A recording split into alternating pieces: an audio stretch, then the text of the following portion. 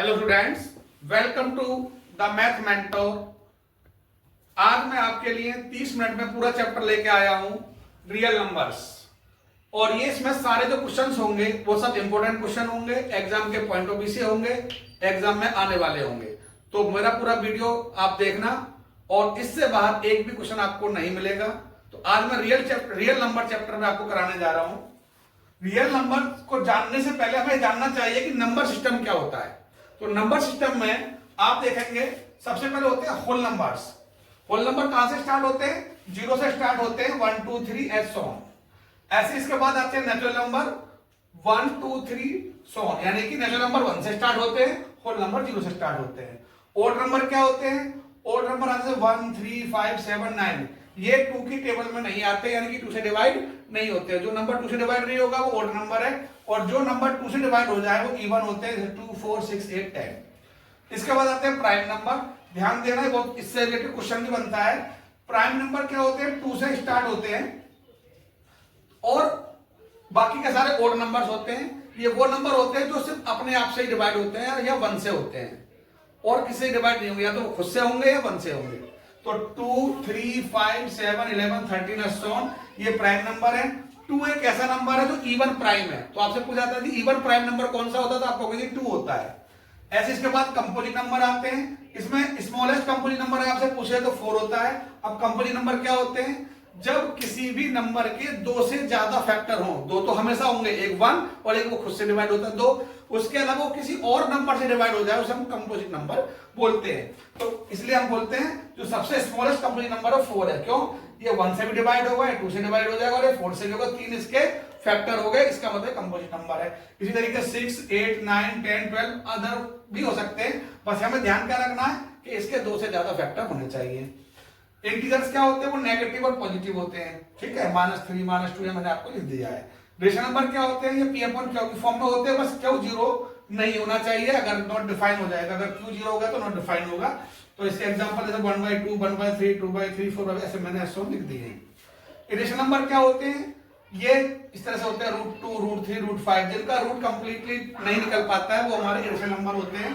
और इस तरह से भी हम लिख देते हैं इनको 1.10 100 100 इस तरीके से ये हम इनको लिख सकते हैं। अब आ जाइए आप रियल नंबर। अब आपका जो चैप्टर है मैं उस पर आ रहा हूं। रियल नंबर, रियल नंबर क्या होता है? इसके अंदर सभी नंबर आते हैं, चाहे वो होल नंबर हो, नेचुरल हो, सब इंक्लूड हो जाते हैं। तो ऑल नंबर्स आर इंक्लूड्स। तो इसमें क्या कहते हैं? रेशनल और इरेशनल। इरेशनल और इरेशनल नंबर दोनों को मिला दें, रेशनल एंड इरेशनल दोनों को मिला दें तो बन जाते हैं हमारे रियल नंबर। अब मैं आपका चैप्टर स्टार्ट कर रहा हूं। अब हम सीख लेते हैं प्राइम फैक्टराइजेशन, क्योंकि एचसीएफ और एलसीएम निकालने के लिए प्राइम नंबरों का प्राइम फैक्टराइजेशन करना हमें आना चाहिए नंबर्स का। अब नंबर जैसे मान लो 180 है 240 है, तो मुझे इनका प्राइम नंबर से डिवाइड करना है। प्राइम नंबर मैंने आपको क्या बताए थे? 2 3 5 7, ठीक है, 11 13, ये सब हमारे प्राइम नंबर है। तो अभी अब आप ध्यान दीजिए, अब हम प्राइम फैक्टराइजेशन सीख लेते हैं। तो 180 के हम प्राइम फैक्टराइजेशन करने हैं, तो ध्यान रखना जिसके लास्ट में 0 आता है वो नंबर 2 और 5 से डिवाइड हो जाता है, और 2 और 5 दोनों प्राइम नंबर है। तो 2 से आप डिवाइड करेंगे तो क्या आएगा? 2 9 18 0, फिर 2 से हो जाएगा ये 45। अब ये 5 आ गया लास्ट में, तो 5 से हो जाएगा 5 9 45, फिर ये 3 से हो जाएगा 3 3 9, 3 बन जाए 1। तो 180 के फैक्टर आ गए आपके। अब हम प्राइम फैक्टराइजेशन कैसे लिखेंगे इसका? 2 × 2 × 3 × 3 × 5, इस तरीके से हम इसे नोटिफिकेशन कर देंगे इसका। ऐसे 240 के मैं और सिखा देता हूं। तो 2 से हो जाएगा ये 2 बन जा, 2 2 जा 0, फिर ये 2 6 जा 30, 2 से ये 15, 3 से 5, 5 से 1। तो 240 के फैक्टर हो जाएंगे 2 × 2 × 2 × 2, 1 2 3 4 और 3 × 5। ये इनके प्राइम फैक्टराइजेशन है। अब इन्हीं को बेस मान के हम इनका एचसीएफ और एलसीएम भी निकाल सकते हैं। तो एचसीएफ क्या होगा? Highest common factor. एचसीएफ का तरीका क्या होता है? जो दोनों में कॉमन है। तो देखिए 2 2 यहां पर है और 2 2 यहां पर है, तो 2 × 2, 2 तो आ गए कॉमन। इसके बाद 2 3 है यहां पर, यहां पे 1 3 है, तो 1 3 भी कॉमन मिल गया हमें, तो 1 × 3 हो जाएगा। और एक आपका 5 यहां पर है, तो एक 5 यहां पर है, 5 आ गया। तो जो कॉमन आता है वही आपका एचसीएफ है, तो आपका एचसीएफ बन गया 60। अगर आपसे एलसीएम पूछता है तो एलसीएम का तरीका क्या होता है, जो वर्ड एचसीएफ में आए वो तो आएंगे ही कॉमन, बाकी जो एचसीएफ से बच गए, जो वर्ड बच गए, जैसे यहाँ पे दो टू बच चुके हैं, तो 2 into 2 यानी कि 2 रिमेनिंग 2 यहां से ले लिए, फिर यहाँ पर क्या है 3 बचा हुआ है, 3 भी ले लिया, और इन सबको कर देंगे मल्टीप्लाई। तो अब यहां तक आपका 60 बन रहा था, अब 60 को 2 से करेंगे 120, 120 को 2 से करेंगे 240 और मल्टीप्लाई बाई 3,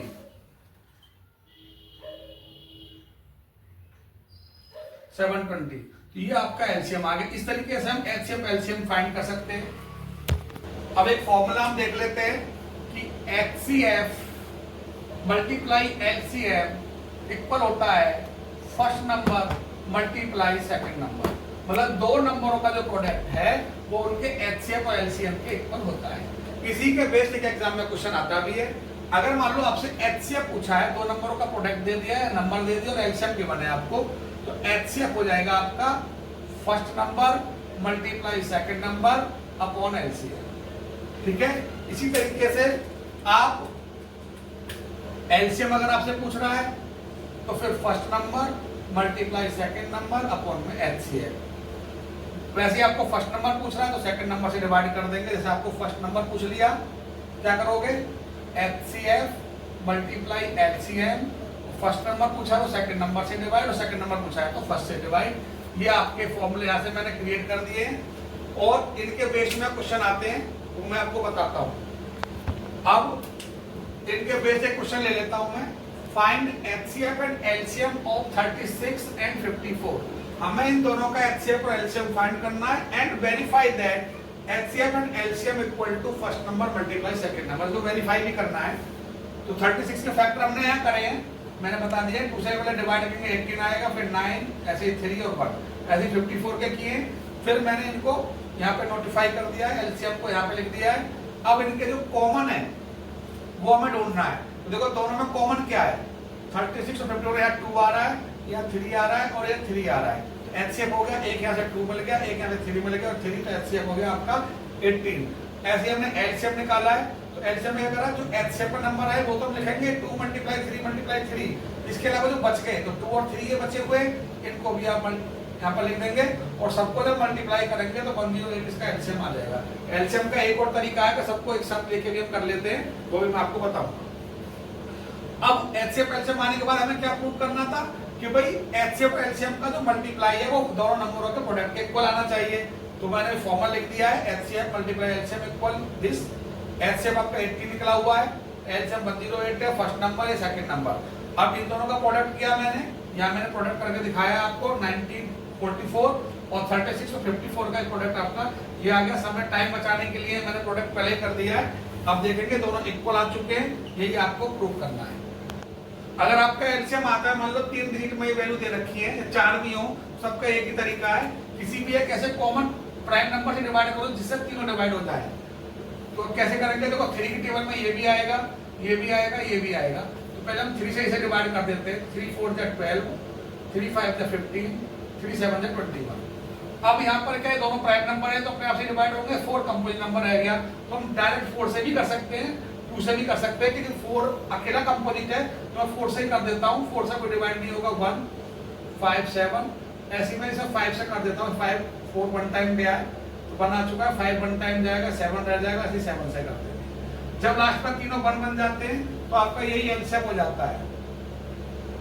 तो एलसीएम क्या हो जाएगा, 3 मल्टीप्लाई 4 मल्टीप्लाई 5 मल्टीप्लाई 7। अब इन सबको मल्टीप्लाई करो तो 12 और 35, 35 को 12 से मल्टीप्लाई कर लेते हैं, 420, यही आपका एलसीएम है।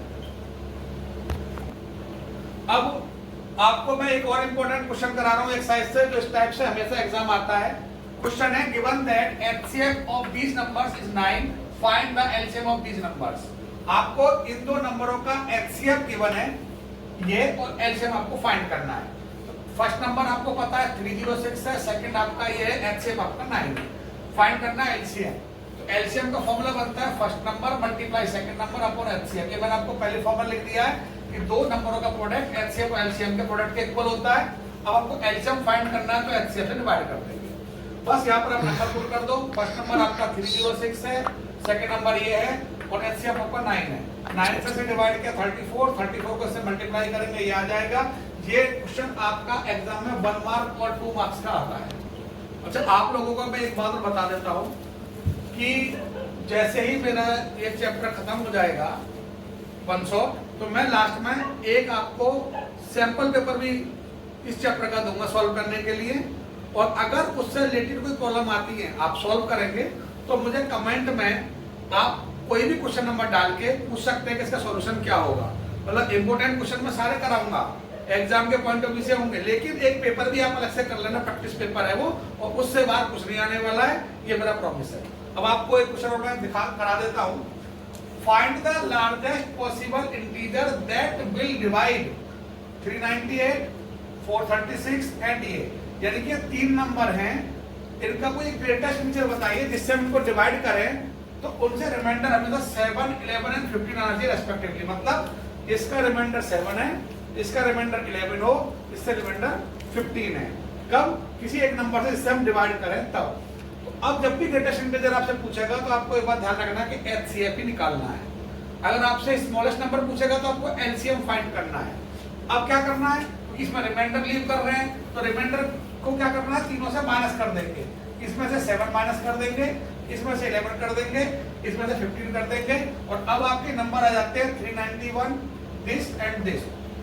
मैंने पहले सॉल्यूशन इसलिए करा है कि कई बार कैलकुलेशन में टाइम लगता है तो वीडियो लॉन्ग हो जाती है, तो इसकी मैं कैलकुलेशन समझा दूंगा और पहले मैं इसकी कैलकुलेशन कर लेता हूँ। अब 391 के फैक्टर क्या होंगे, 17 से डिवाइड करोगे 23 आएगा, और 23 यानी कि 17 और 23 दोनों प्राइम नंबर है, इसी से डिवाइड होगा। 425 5 से डिवाइड हो जाएगा, 85, फिर 5 करिए, इससे 17 और 17 खुद प्राइम नंबर है, 1 टाइम जाएगा। ऐसे ही 17 से क्या 31 खुद प्राइम नंबर है, 1 टाइम जाएगा। यानी कि तीनों को फैक्टर हो गए।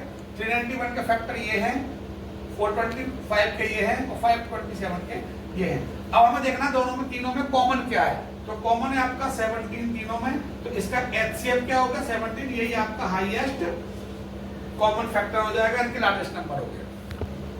अब आप लोग ध्यान देना, ये भी बहुत इंपॉर्टेंट क्वेश्चन कराने जा रहा हूं, जो आपके एग्जाम के पॉइंट ऑफ व्यू से बहुत इंपॉर्टेंट है।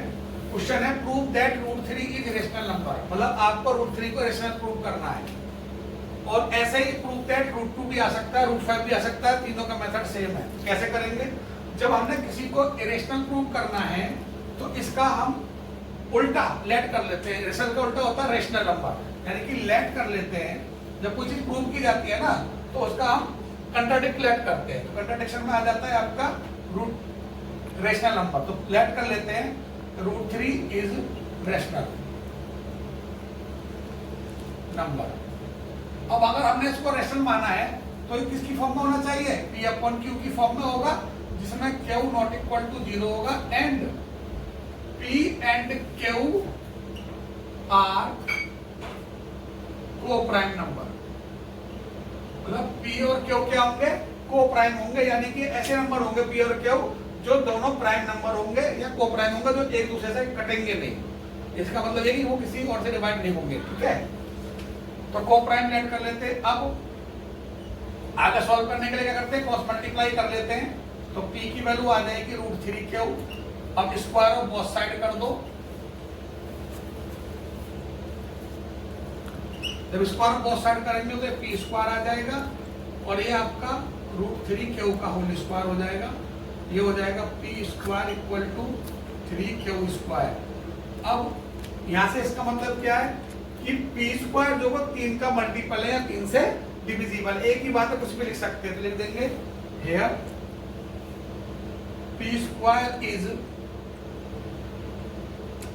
Multiple of 3, so P is also, ये प्रॉपर्टी होती है मल्टीपल ऑफ 3। अगर किसी वैल्यू का स्क्वायर किसी वैल्यू से डिविजिबल है या मल्टीपल है तो वो वैल्यू भी उससे डिविजिबल या मल्टीपल होगी। अब जब P 3 का मल्टीपल है तो मैं P को लेट कर सकता हूं 3P 3x। ये इक्वेशन 1 आपने ये मानी है। अब इसको हम पुट कर देते हैं इन इक्वेशन 1 में, यानी कि हमने इक्वेशन 1 नाम दिया है, यहाँ पर आपको ये आपका 1 है। अब इसमें हम क्या करते हैं, p की वैल्यू 3x पुट कर देते हैं, तो क्या आ जाएगा 3x का स्क्वायर हो जाएगा ये, और ये 3q स्क्वायर हो जाएगा। ये हो गया 9x square equal to 3q square. अब q स्क्वायर निकालेंगे तो 9 स्क्वायर बाई 3 यानी कि 3x स्क्वायर आ जाएगा। तो ये आपकी सेकंड इक्वेशन हो गई। यहाँ पर भी क्या हुआ है, same as it is, q square is multiple of 3, so q is also multiple of 3। अब आपको क्या मिल गया कि दोनों इक्वेशन में p भी 3 का मल्टीपल है और q भी। इसका मतलब p और q हमने कोप्राइम माने थे, बल्कि इनमें तो 3 कॉमन आ गया, तो ये दोनों नंबर 3 से डिवाइड हो जाएंगे। और हमने क्या अलर्ट किया था कि ये कोप्राइम है, यानी कि ये रेशनल नंबर है पर कोप्राइम है, और आ गया कॉमन 3, तो इसका मतलब ये रेशनल ना होके इरेशनल है, कंट्राडिक्ट हो गया। तो लिख देंगे p and q have same common factor 3, but p and q are co-prime, so it is, ज्यादा मत लिखना, it is contradict, it is contradict, so that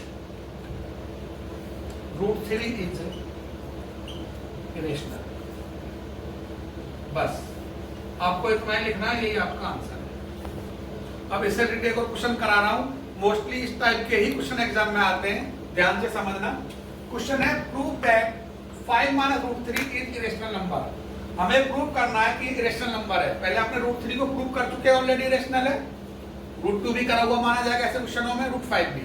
तो अब आगे कैसे करोगे, लैंड कर लेंगे 5 माइनस √3 इज रेशनल नंबर। हमने मान लिया कि ये रेशनल नंबर है। अब अपने इसको रेशनल माना है, तो 5 माइनस √3 क्या हो जाएगा, p अपॉन q हो जाएगा। जब अपने इसको p अपॉन q यानी रेशनल मान लिया है, तो p अपॉन q को इधर ले आइए और √3 को इधर ले जाए, पॉजिटिव हो जाएगा, q एलसीएम आएगा तो ये आ गया। क्योंकि हमने p अपॉन q को रेशनल माना है, रेशनल की तरफ आया तो रेशनल नंबर हो गया। अगर ये रेशनल है तो ये इसके इक्वल है √3 का, तो इसका √3 भी आपका क्या हो गया, रेशनल नंबर हो गया। बट √3 क्या है, ये कंट्राडिक्ट हो गया, तो √3 हम पहले प्रूव कर चुके हैं, ये इरेशनल है, और आया क्या है, रेशनल। तो this contradict the fact that √3 is rational. हमने फैक्ट को कंट्राडिक्ट कर दिया कि भाई ये जो है हमारा क्या है, ऑलरेडी इरेशनल नंबर है। सो अवर अजम्पशन, हमारी जो अजम्पशन है वो क्या हो गई है, is incorrect. Here 5 minus √3 is rational, इसी वजह से रेशनल हो गया। मैं क्वेश्चन इंपोर्टेंट कराने जा रहा हूं, जो एग्जाम में 1 मार्क्स में आता है, ये भी 1 मार्क क्वेश्चन है। क्वेश्चन क्या है, 2 पॉजिटिव इंटीजर्स हैं a and b can be written as a this b this, मतलब एक ये भी आपका पॉजिटिव इंटीजर है और b भी, और दोनों जो x और y हैं ये प्राइम नंबर है, मतलब इनके जो फैक्टर है अंदर दिए वो प्राइम फैक्टराइजेशन में दिए हुए हैं, यानी कि आगे कोई फैक्टर नहीं होगा। तो इनके आपको HCF एंड LCM फाइंड करने हैं। अब आपको मैंने बताया हुआ a के फैक्टर क्या दिए हुए हैं, x³ y² पावर 3 है, इसकी पावर 2 है, और b के क्या दिए हुए हैं आपको फैक्टर xy³।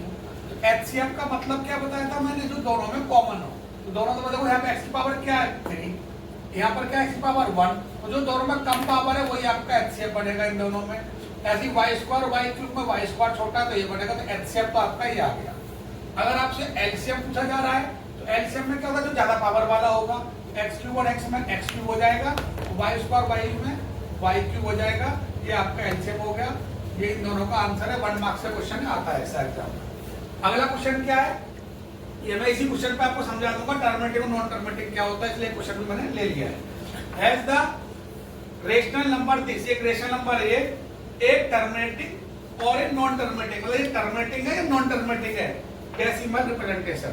तो अब टर्मिनेटिंग नंबर क्या होते हैं, जो भी रेशनल नंबर टर्मिनेटिंग वो होगा जो पूरी तरह डिवाइड हो जाएगा, और नॉन टर्मिनेटिंग क्या होगा, जो कंप्लीटली डिवाइड नहीं होता है। तो उसके लिए एक फॉर्मेट दिया हुआ है कि किसी भी नंबर के जो फैक्टर्स है, अगर इनके फैक्टर्स 2 की पावर m और 5 की पावर n में हो सारे फैक्टर, मतलब ये 2 हो अकेले, 5 हो या दोनों हो, तो वो टर्मिनेटिंग होता है, अदरवाइज नॉन टर्मिनेटिंग। अगर इस फॉर्म में फैक्टर है तो हम क्या बोलते हैं कि वो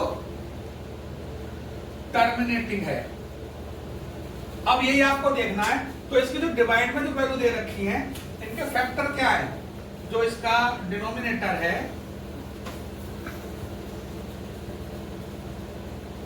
उसके फैक्टर है 2 की पावर 2, 5 की 7, 7 की 2, तो यहां तक तो ठीक है, 2 और 5 के फैक्टर है, पर यहाँ पे 7 के फैक्टर दिए हुए हैं, तो इसका मतलब ये नॉन टर्मिनेटिंग है। तो हम क्या कहेंगे, इट इज नॉन टर्मिनेटिंग।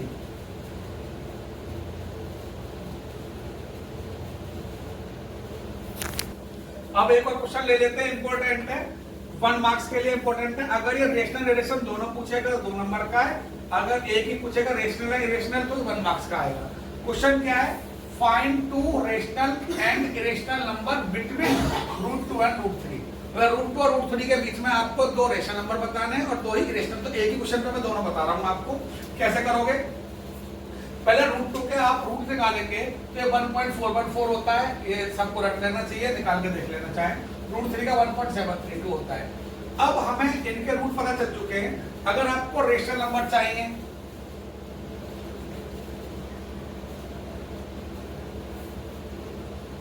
तो क्या करेंगे, 1 तक तो ठीक है, 4 और 7 के बीच में जो भी नंबर आ रहे हैं वो आप लिख सकते हैं, जैसे कि 1.5 क्या लिख देता हूं एंड 1.6, ये दोनों नंबर ऐसे जो इसके बीच में आ रहे हैं। अब डेसिमल वाला पॉइंट मैं, क्योंकि कंप्लीटली डिवाइड दिखाया हुआ है मैंने, डेसिमल में रिप्रेजेंटेशन है इसका, तो ये रेशनल नंबर हो गए।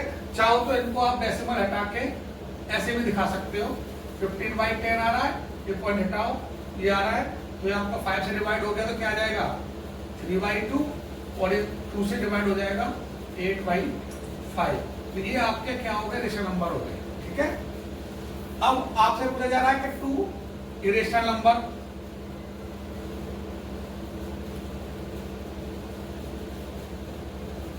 तो इरेशनल नंबर के लिए क्या करोगे भाई, इनके बीच में ना एक गैप चलता है, वो किस तरीके से हम लेते हैं नोटिफिकेशन वो समझ लेना। पहले 1 रेशनल नंबर लिख रहा हूं मैं, 1.4 के बाद वाला कोई भी ले लो, 4 के बाद कोई भी, जैसे कि 5 0 5 0 5 000, इस तरीके से ही आप इसे लिख सकते हैं। तो ये इरेशनल नंबर मान जाते हैं, इनके बीच में गैप बढ़ता चला जाता है, 1 0 2 0 3 0, इस तरह से। ऐसे अगला हम 1.60 6 0 6 000 6 कैसे हम करके ले सकते हैं। तो ये आपके रेशनल नंबर हो गए, ये आपके रेशनल हो गए। बहुत ही इंपॉर्टेंट क्वेश्चन है, एग्जाम में आता है, ये आता है, नोट कर लेना। अब ये क्वेश्चन देख लेते हैं, ये भी 1 मार्क्स के लिए ही है आपका, 1 मार्क क्वेश्चन ज्यादा आते हैं इसमें से। चेक वेदर 6 की power n can and with digit 0 for any natural number n। मतलब n कोई नेचुरल नंबर है, आपको ये पता करना है कि क्या इसकी 6 की पावर n में लास्ट में कभी 0 आ सकता है। तो देखो 0 तभी पॉसिबल है जब हम किसी नंबर का फैक्टर करें और वो 2 और 5 के मल्टीपल में हो। अगर 2 और 5 के मल्टीपल में है तो 0 आएगा, अदरवाइज नहीं आएगा। अब 6 की पावर n में जब मैं 6 के फैक्टर करता हूं तो 2 × 3 आएगा पावर n है। अब n का मतलब तो क्या है, आप n की वैल्यू, n एक नेचुरल नंबर है जिसकी वैल्यू 1 2 3 कुछ भी रख सकते हैं। तो आप देखेंगे अगर मैं 1 रखूंगा यहाँ पर, फैक्टर यही बनेंगे। अगर मैं 2 रखूंगा तो इसका मतलब है कि 2 × 3 2 बार है, ऐसे 3 रखूंगा तो 3 बार है। तो क्या इनके फैक्टर 2 × 5 के मल्टीपल में आ रहे हैं?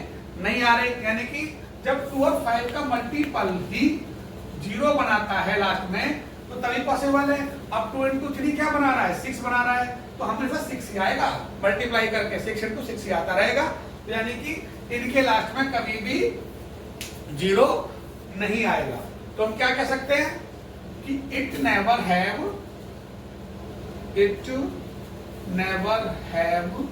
0 at the end 60 at the end of 6 की पावर n, मतलब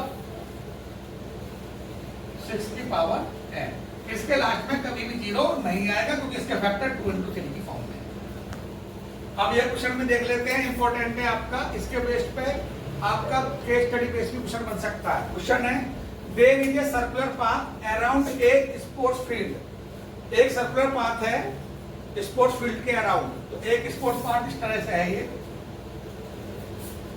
इसके बाहर है। और Sonia takes 18 minutes to drive 1 round, यानी कि सोनिया है यहाँ से मान लो स्टार्ट करती है चलना, और इसका पूरा 1 राउंड लगाने में से कितना मिनट लग रहे हैं? 18 मिनट। उसी तरीके से रवि है, रवि को कितने लग रहे हैं? 12 मिनट, यानी कि इसका पूरा चक्कर लगाने में एक रवि भी है, वो भी आपका 12 मिनट ले रहा है, लेकिन सेम पॉइंट से स्टार्ट कर रहे हैं। यानी कि सोनिया और रवि एक ही पॉइंट से स्टार्ट करते हैं चलना, और वो इसका चक्कर एक सोनिया 18 मिनट में लगाती है तो रवि 12 मिनट में लगाता है। क्या बताना है आपको? They both starts at the same point and at the same direction and same time, मतलब सेम टाइम पे सेम डायरेक्शन में दौड़ना शुरू कर देते हैं ये। तो after how many minutes will they meet again at the starting point? तो कितने मिनट बाद दोबारा फिर से मिल सकते हैं? तो जब इसका मतलब इसके लिए हमें कितना टाइम निकालना है? मिनिमम टाइम निकालना है कि कितना मिनिमम टाइम में पहुंच जाएंगे स्टार्टिंग पॉइंट पर। तो ऐसे क्वेश्चन के लिए हम एलसीएम फाइंड कर देते हैं दोनों का। तो अब ये बताइए सोनिया को कितना टाइम लग रहा है? 18 मिनट का। रवि को कितना टाइम लग रहा है? 12 मिनट का। हमें दोनों का क्या निकालना है? एलसीएम। अब देखते हैं दोनों किससे डिवाइड हो रहा है? 6 से डिवाइड हो रहे हैं। 6 3 जा 18, 6 2 जा 12। अब ये 2 से हो जाएगा 1, ये 3 रहेगा, फिर 3 से हो जाएगा 1, ये 1 रहेगा। तो एलसीएम क्या आ जाएगा? 2 मल्टीप्लाई 3 मल्टीप्लाई 6, 6 6 जा 36 मिनट। तो क्या हो गया? यानी कि रवि और सोनिया दोनों एक दूसरे से कब मिलेंगे? आके स्टार्टिंग पॉइंट पर फिर से 36 मिनट बाद। यही आपका आंसर है। देखो अब मैं आपको कुछ एमसीक्यू भी से करा देता हूं, 1 मार्क्स में आते हैं, आपको पता है।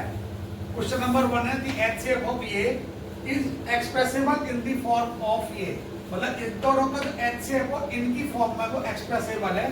तो बताइए कि इनमें से कौन सा ऑप्शन करेक्ट होगा? इसका एम की वैल्यू आपको फाइंड करनी है।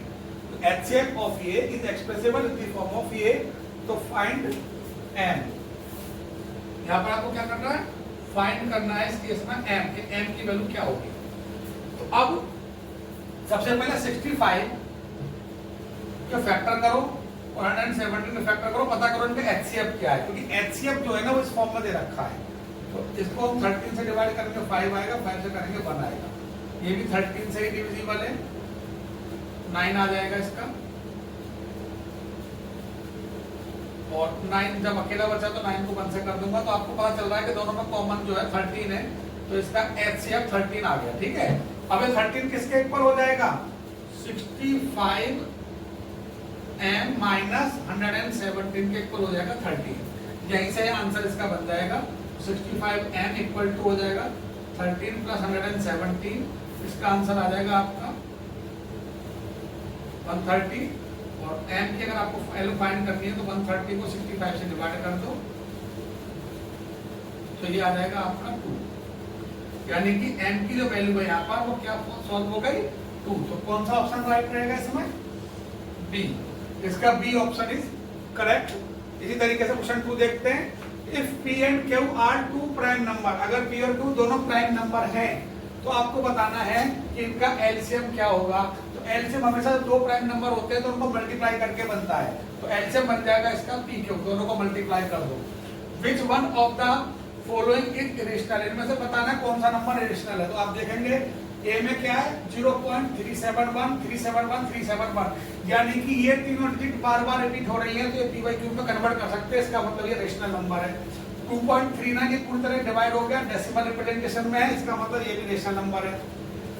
3 क्या है? सी 4.01, फिर इसके बाद में 2 0 है, फिर 1, फिर 3 0 है, ये बना। तो ये इस तरह के जो नंबर है जिनमें गैप बढ़ता चला जाता है, 0 1 फिर 2 फिर 3, इस तरीके से कभी एंड नहीं हो रहा है, तो ये ही आपका इरेशनल नंबर हो गया। और बी भी आप देखेंगे 2.4 ये रेशनल नंबर ही है। 4 क्वेश्चन में क्या है? The reciprocal of irrational number is, अगर कोई रेशनल नंबर है तो उसका रेसिप्रोकल भी इरेशनल ही होता है। तो इसका ऑप्शन डी राइट है। कैसे होता है मैं बताता हूँ। जैसे मान लो आपका √2 है, इरेशनल हो गया, तो इसका रेसिप्रोकल करोगे तो क्या हो गया? 1/√2। तो अब जब इसको आप सॉल्व करोगे ना रेशनलाइज करके, तब भी वो इरेशनल ही रहेगा। इसलिए इरेशनल का रेसिप्रोकल हमेशा इरेशनल रहता है। नेक्स्ट 5 है the product of two conjugative integer. ध्यान रखना, जब दो कोई कंजुगेटिव इंटीजर होंगे तो वो किस नंबर से डिविजिबल होते हैं, हमेशा 2 से होते हैं। क्यों? कि जैसे अगर पहला 3 है तो अगला 4 जरूर होगा, वो 2 से डिवाइड हो जाएगा। 5 है, अगला 6 है, ये भी 2 से डिवाइड हो जाएगा।